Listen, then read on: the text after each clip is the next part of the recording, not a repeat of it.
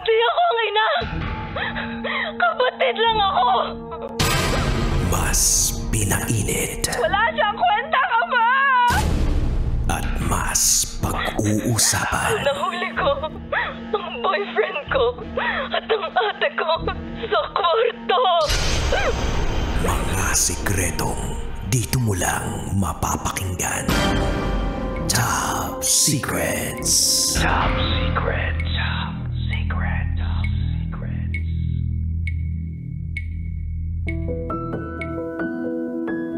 Hi Kabisyo! Welcome to the program Top Secrets at kapiling niyo pa rin si DJ Rakitera at meron na nga po tayong caller sa kabilang linya. Hello, magandang gabi sa'yo. Hello po. Good evening! Anong pangalan mo? Marife po. Ano? Marife. Marife. Ilan taon ka na, Marife? 43 na po ngayon. 43? Apa. 43 years old. Yung top secret ko po is nung dalaga pa ako. Ah, okay. Yung top secret. Well, wait lang ha. Hindi pa tayo advance. Sandali lang. Hindi naman tayo masyado nagmamadali pa. May oras pa. Ikaw naman, excited ka na magbigay agad ng top secret mo. Okay, Marilyn, 41 years old. Sang lupalop ka naman galing? Marilyn. Marife po. Ay, Marify, sorry. O nga, sino nga ba si Marilyn? Monroe pala yung iniisip ko. Wala pa kasi signal eh. Okay. Maripe, 41. Sang lupalop ka naman galing? Sa ibang bansa po ako ngayon eh. Kaya hindi ko na lang pasabihin kung saan. Okay, sige, nasa ibang bansa ka. Ah, alam ko na kung bakit ka bumubulong. Kasi baka marinig ka ng mga naandyan sa paligid mo. O, tinan mo, natawa ka sa akin tuloy ngayon. Okay, sige, Marife, 41 years old mula sa kung saan mang lupalop ng mundo. Ano ang top secret mo? Bali nung talaga pa po kasi ako, meron ako kababata. Bali lagi siya na lang yung dinadayo ko na kapag mag-iinom. Kaya lang, babae din siya. Tapos, yung nauna siyang magkaroon ng asawa sa akin. Tapos nung... Wait lang, nagkaroon siya ng asawa sa'yo? Ano? Mas nauna siya nagkaroon ng asawa kesa sa akin. Ah, okay. Tapos nung that time nun, medyo problemado ako nun. Dumayo ako sa kanila ng inuman. Tapos, 3 lang kami nag-iinom nung kasali yung asawa niya. Siguro po nung naka2 litro na kami ng bote ng Emperador nun. Nagbanggit ka pa talaga ng brand, ah? Siyempre para tunay. Ng alak. Pwede namang alak na lang. O yung alak, nakadalawang na lang. Ngayon tumigil na yung kababata ko. Naiwan na lang kami ng asawa niya. Nung pangatlong bote na kami nung asawa niya, medyo nahilo-hilo na ako nun. Pero hindi ko na ina-expect na yung kaibigan ko is tulog na pala, nakatulog na. Tapos yung asawa niya is inihiga na ako. Bali, nawala na rin sa isip ko yun. Pagkatapos nararamdaman ko na parang may kakaiba. Ito bang kakaiba na to? May gumagapang sa katawan mo? May humihinga ba sa mukha mo? May humihila nung pantalon ko sa ibaba. May humihila ng pantalon mo sa ibaba. Okay, medyo pabilisin natin ng onte itong na to ha. Pwede bang malaman kung may nangyari sa inyo nung asawa ng kaibigan mo? Wala po, dahil kahit alam ko na nalasing ako. Bali magkakatabi kasi kami niyan, yung kababata ko, katabi ko sa kama. Tapos yung asawa niya is nasa sahig siya. Bali kumbaga napapagitna ako. Pero kahit naman lasing ako, hindi ako pumayag na may mangyari. Yung parang naitaboy ko pa siya yung kumbaga nasipa ko po gano'n. Kumbaga may Kasi ulirat ramdam ko ka. Nung time na yes, binababa yung pantalon mo, meron ka pang parang kahit papano gising pa yung diwa mo. It's just that dahil nga sa dala ng alcohol sa'yo, parang syempre weak ka eh. Kumbaga nandun ka sa punto ng buhay mo na parang hindi mo na kaya masyadong ikilos yung buong pagkatao mo. Pero dahil sa nagising yung ibang parte ng katawan mo, naitulak mo siya, nasipa mo siya. yes po, parang ang nangingibaba pa rin sa'kin mas mahalaga yung pinagsamahan namin nung kababata ko kaysa sa yung nangyayari, gano'n. Anong reaksyon nung lalaki? Nung ano, parang wala lang, tumigil siya tapos kinabukasan nung hinatid niya na ako, kasi gawa nga ng kaibigan ko hindi puwede, nung hinatid niya ako sa labasan sinabi ko sa kanya na hanggang maaari ayoko ng may makakaalam kasi nga para din baga sa ay wala ng maging gulo. Natatakot din kasi ako, Wait na lang. masira yung pagkakaibigan namin gano'n. Pero bakit Pero yung kailangan lalaki ng walang ganong sinabi.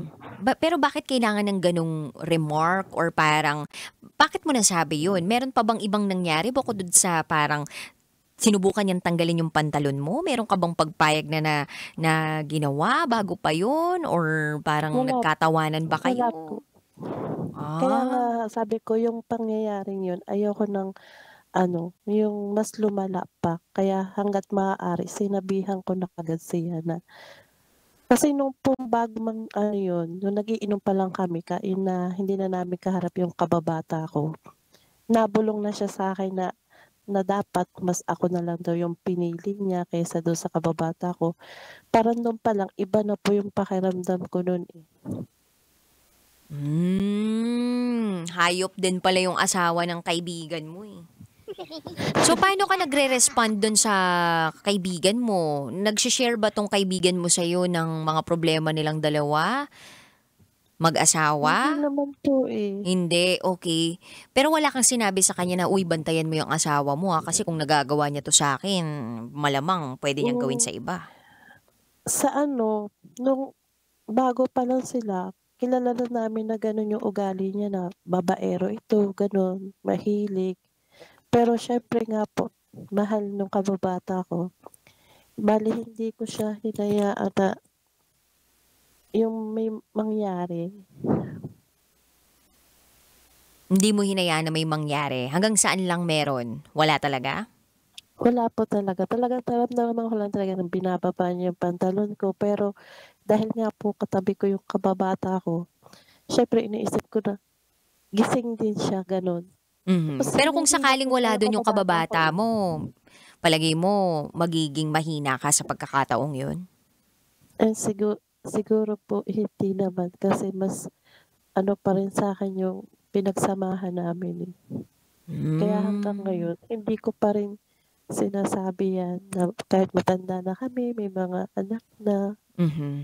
kasi ayokong masira pa rin yung pinagsamahan namin dahil lang sa gano'ng bagay. Mm. Sabagay Na meron until naman now ako lang talagang ang nakakaalam. wala ka bang napagsabihan nito? Wala pa po. Ako pa lang. Yung lalaki pa lang. Ano? Kami pa lang dalawa. Sino? Nung lalaki, nung pinagsabihan ko siya yung asawa nung kababata ko. Hindi. Kumbaga outside that. So ako pala yung una. Yes po. Ay, grabe naman. Thank you ha. Napagsabihan mo pa kami dito, na-share mo pa sa amin. Huwag kang mag-alala, hindi ka naman namin hinusgahan, tsaka hindi ka rin naman namin huhusgahan. Sabi ko nga sa iyo, ito yung programang hindi ka husgahan, bagkus ay ikaw ay pakikinggan. So, ngayon, magkakaibigan pa rin kayo, and may mga anak na kayo, may kanya-kanya na kayong pamilya. Sila pa rin ba ng asawa niya o sumakabilang bahay na yung asawa niya? Yes po, sila pa rin. Wow, going strong. May anak na rin sila? Meron na po. 3 Ayan. na. Ayun, good for them. At least, 'di ba, na-control ninyo. I think mahalaga 'yun eh, yung disiplina na meron ka sa sarili mo, tsaka yung hindi mo pagpayag sa mga temptasyon, 'di ba, sa paligid mo. Kasi hindi naman mawawala yung temptasyon sa paligid natin eh. Nandiyan at nandiyan 'yan. So, anong mensahe mo ngayon dun sa mga merong asawa na makakate? Charot! With the rot! Sana po hanggang kaya nating, halimbawa katulad ng nangyari sa'kin na may sinasaalang-alang tayo na yung samahan, hangga't maaari ingatan natin. Totoo. Ingatan natin yung mga nabubuo nating relasyon. Nang sa gayon, hindi tayo makonsumisyon. Okay, so Marife, Madali naman kasi pumasok sa sa isang gulo pero ang hirap labasan. ay, tama ka dyan. Pero yung iba madaling lumabas. Ay, iba pala yon.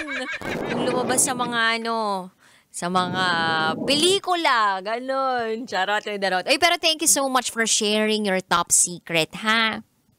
Thank you pa. Ingat ka palagi, magpagaling ka, ha? Halatang-halatang may sipon ka, tsaka talaga, bumubulong ka dahil baka magising yung mga nandyan sa paligid mo. Pasensya na ka mo sa kanila. Ano?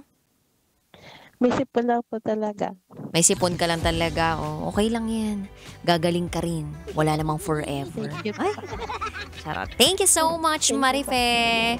From any point in the universe. Charot with Harot. Thank you. Bye. Thank you po. Bye.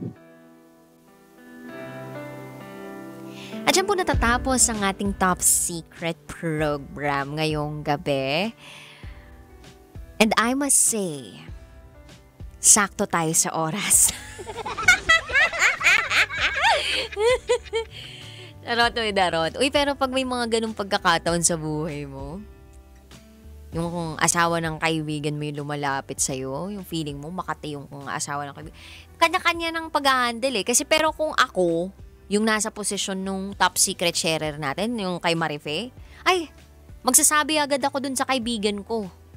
Alam mo, yung asawa mo ha, ganito ganyan yun, gaganunin ko. Malmanan mong maigi yung asawa mo ha. O kaya babantaan ko talaga yung asawa niya. Ikaw kapag hindi ka tumigil sa paggaganyan mo, isusumbong kita. Ganon. We shouldn't be tolerator of wrongdoings, kabisyo. And especially to those people we love, we have to really think about their best interest. May pag ganun. Parang politiko lang. Anyway, kabisyo, maraming salamat sa inyong pagtutok. Bukas ulit magsama-sama tayo alas 9 ng gabi hanggang hating gabi. Dito lang yan sa 90.7 Love Radio. Kailangan pa bang i-memorize yan? Basic. Nakapiling ang inyong Basa Princess, DJ Rocketera. Sing good night, kabisyo. Love ya. Kailangan pa bang i-memorize yan? Love Radio. Basic!